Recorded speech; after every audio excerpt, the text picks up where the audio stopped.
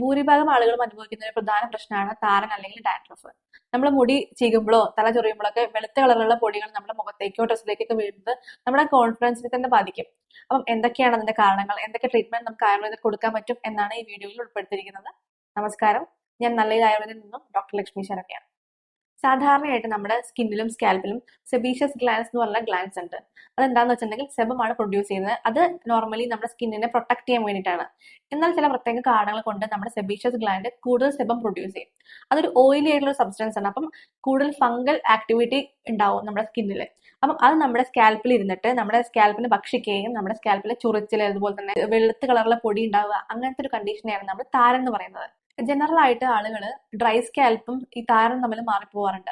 Dry scalp എന്ന് പറഞ്ഞാൽ താരനല്ല. കാരണം അതിലും ഇതുപോലെ തന്നെ ചെറിയ പൊട്ടനും അതുപോലെ ചെറിയ ചൊറിച്ചിലൊക്കെ ഉണ്ടാവും. അത് പക്ഷെ നമ്മുടെ ശരീരത്തിലെ വെള്ളത്തിന്റെ അളവ് കുറയുകയും അല്ലെങ്കിൽ നമ്മുടെ ശരീരത്തിലുള്ള മൈക്രോ ന്യൂട്രിയൻസിന്റെ അഭാവം മൂലമൊക്കെയാണ് ഡ്രൈ സ്കാൽപ്പ് ഉണ്ടാവുക. ഡീഹൈഡ്രേഷൻ ഒക്കെ സംഭവിക്കുന്നത് നമ്മുടെ സ്കിൻ ഇതുപോലെ പൊളിഞ്ഞു പൊളിഞ്ഞു വരാറുണ്ട്. അതുപോലെ ചെറിയ ചൊറിച്ചിലും അപ്പം അനുഭവപ്പെടും. അപ്പം ഇതും ഈ താരൻ തമ്മിൽ പലർക്കും കൺഫ്യൂഷൻ ഉണ്ടാവാറുണ്ട്. അതേപോലെ തന്നെ ഈ താരൻ ഉണ്ടാവാൻ പ്രത്യേക ചില കാരണങ്ങൾ ഉണ്ടെന്ന് പറഞ്ഞിട്ടോ. അതെന്തൊക്കെയാണെന്ന് വെച്ചിട്ടുണ്ടെങ്കിൽ നമ്മുടെ സ്ട്രെസ്, അതുപോലെ നമ്മുടെ മുടി നമ്മൾ ശരിക്കും നോക്കാണ്ടിരിക്കുക. നമ്മൾ പുറത്തൊക്കെ പോയി വരുന്ന തലയിൽ നിറച്ച് ചളിയൊക്കെ ഉണ്ടെങ്കിൽ നമ്മളത് ശരിക്കും കഴുകി വൃത്തിയാക്കാതിരിക്കുക. അതുപോലെ തന്നെ നമ്മൾ ഒരുപാട് ഓയിലി ആയിട്ടുള്ള ഭക്ഷണങ്ങൾ കഴിക്കുക. നമ്മൾ ഒരുപാട് ഷാമ്പു ഉപയോഗിച്ച് കൂടുതൽ കൂടുതൽ ഡ്രൈ ചെയ്യുക. ഇതൊക്കെയാണ് നമ്മുടെ താരൻ ഉണ്ടാവാനുള്ള പ്രധാന കാരണങ്ങൾ. താരന്റെ കുറച്ചും കൂടെ വലിയൊരു അവസ്ഥയാണ് സെബോറിക് ഡെർമറ്റൈറ്റിസ്. സെബോറിക് ഡെർമറ്റൈറ്റിസ് എന്ന് പറഞ്ഞിട്ടുണ്ടെങ്കിൽ നമ്മുടെ സെബീഷ്യസ് ഗ്ലാൻസിനെയാണ് അത് ഇൻഫെക്ട് ചെയ്യുന്നത്. ഈ ഫംഗസ് ഇൻഫെക്ട് ചെയ്യും. അപ്പം അവിടെ ഇൻഫ്ലമേഷൻസ് ഉണ്ടാവും, ചെറിയ നീര്, അതുപോലെ ചെറിയ ചുവന്ന കളറ്, നന്നായിട്ട് ചൊറിച്ചിലുണ്ടാവും, നല്ല പൊറ്റൻ പോലെ വരും. നമ്മൾ നന്നായി ചൊറിഞ്ഞു കഴിഞ്ഞാൽ നമുക്ക് ചെറിയ ബ്ലീഡിംഗ് ഒക്കെ ഉണ്ടാവും. അപ്പം അത് നമുക്ക് പെട്ടെന്ന് മനസ്സിലാവില്ല. നമ്മൾ കുളിക്കുമ്പോൾ നമ്മുടെ തല ഭയങ്കരമായിട്ട് നീളാൻ തുടങ്ങും. പിന്നെ ഈ സെബോറിക് ഡെർമറ്റൈറ്റിസ് തലയിൽ മാത്രമല്ല, എവിടെയൊക്കെ സെബീഷ്യസ് ഗ്ലാൻസ് ഉണ്ടോ അവിടെയൊക്കെ കാണാറുണ്ട്. പ്രധാനമായിട്ടും നമ്മുടെ നെറ്റിയില്, കവിളില്, നമ്മുടെ ചെസ്റ്റില്, നമ്മുടെ ബാക്കിലൊക്കെ എവിടെയൊക്കെ സെബീഷ്യസ് ഗ്ലാൻസ് ഉണ്ടോ അവിടെയൊക്കെ സെബോറിക് ഡെർമറ്റൈറ്റിസും ഉണ്ടാവാനുള്ള ചാൻസും കൂടുതലാണ്. അപ്പം ഇത് താരന്റെ ഒരു കുറച്ചും കൂടി വലിയൊരു അവസ്ഥയാണ്. ഇതുപോലെ താരൻ അല്ലെങ്കിൽ തലയിൽ വെളുത്ത പൊടികൾ കാണുമ്പോൾ നമ്മൾ എന്തൊക്കെയാണ് ചെയ്യേണ്ടത് എന്ന് വെച്ചിട്ടുണ്ടെങ്കിൽ പ്രധാനമായിട്ടും എന്താണ് ഇതിന്റെ കാരണം എന്ന് മനസ്സിലാക്കുകയാണ്. ഇത് ഡ്രൈ സ്കാൽപ്പ് ആണോ, അത് ഡാൻഡ്രഫ് ആണോ, അതോ സെബോറിക് ഡെർമറ്റൈറ്റിസ് ആണോ എന്ന് തിരിച്ചറിയാണ് ആദ്യം വേണ്ടത്.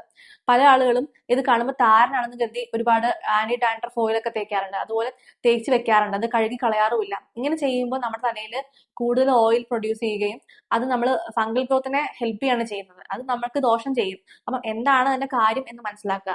അപ്പം ഇത് അധികം ഓയിൽ കൊണ്ട് ഉണ്ടാവുകയാണെങ്കിൽ നമ്മുടെ ഫുഡ് ആദ്യം നിയന്ത്രിക്കണം. അധികം ഓയിലി ഫുഡ് കഴിക്കാതിരിക്കുക, ജങ്ക് ഫുഡ് കഴിക്കാതിരിക്കുക ശ്രദ്ധിക്കണം. അതേപോലെ റെഡ് മീറ്റ് കുറയ്ക്കുക, അതുപോലെ നന്നായിട്ട് എക്സസൈസ് ചെയ്യുക. പിന്നെ നമ്മൾ ഷാമ്പു ഉപയോഗിക്കുന്നുണ്ടെങ്കിൽ മൈൽഡ് ആയിട്ട് ഉപയോഗിക്കുക. നമ്മൾ തലയിൽ എണ്ണ തേച്ച് കഴിഞ്ഞാൽ അത് ലീവ് ചെയ്യാതെ അത് പെട്ടെന്ന് തന്നെ കഴുകി കളയുക. ഒരു അരമണിക്കൂർ കഴിഞ്ഞ് കഴിഞ്ഞാൽ അത് കഴുകി കളയുക. അത് തലയിൽ വെച്ചിരിക്കാൻ പാടില്ല. അങ്ങനെ ചെയ്തു കഴിഞ്ഞാൽ കൂടുതൽ ഫംഗൽ ഗ്രോത്തും ഡാൻഡ്രഫും കൂടാനാണ് ചാൻസ്. പിന്നെ ശ്രദ്ധിക്കേണ്ട കാര്യങ്ങൾ എന്താണെന്ന് വെച്ചിട്ടുണ്ടെങ്കിൽ നന്നായിട്ട് വെള്ളം കുടിക്കുക. അതുപോലെ തലയിലെ പ്രൊഡക്റ്റ് ബിൽഡപ്പ് ഇല്ലാതിരിക്കാൻ ശ്രദ്ധിക്കുക. പ്രൊഡക്റ്റ് ബിൽഡപ്പ് എന്ന് പറഞ്ഞിട്ടുണ്ടെങ്കിൽ നമ്മൾ തലയിൽ പല പരീക്ഷണങ്ങൾ നടത്താറുണ്ട്. പല പല ഷാംപൂസ്, പല പല കണ്ടീഷണേഴ്സ്, അതൊക്കെ നമ്മൾ തലയിൽ ഉപയോഗിച്ച് കഴിഞ്ഞാൽ അത് നന്നായി കഴുകി കളയാൻ ശ്രമിക്കണം. അത് കഴുകി കളഞ്ഞില്ലെങ്കിൽ നമ്മുടെ തലയിൽ അതിന്റെ പ്രൊഡക്റ്റ് ബിൽഡപ്പ് ഉണ്ടാവുക, അതുപോലത്തെ പ്രശ്നങ്ങൾ ഉണ്ടാവാൻ ചാൻസ് ഉണ്ട്. പിന്നെ നമുക്ക് ഇതിന്റെ മരുന്നുകളായിട്ട് നമുക്ക് ത്രിഫല ക്ഷാലനം, ത്രിഫല കഷായം വെച്ചിട്ട് കഴുകാം. അതുപോലെ ഉലുവ ഉപയോഗിക്കാം, വൈറ്റമിൻ ഇ ഉപയോഗിക്കാം, വൈറ്റമിൻ ഇ ഓയിൽ ഉപയോഗിക്കാം, അതുപോലെ റോസ്മേരി ഓയിൽ ഉപയോഗിക്കാം. ഇതൊക്കെ നമ്മൾ ഓരോരുത്തരുടെ കണ്ടീഷൻ അനുസരിച്ച് നമുക്ക് ഉപയോഗിക്കാം.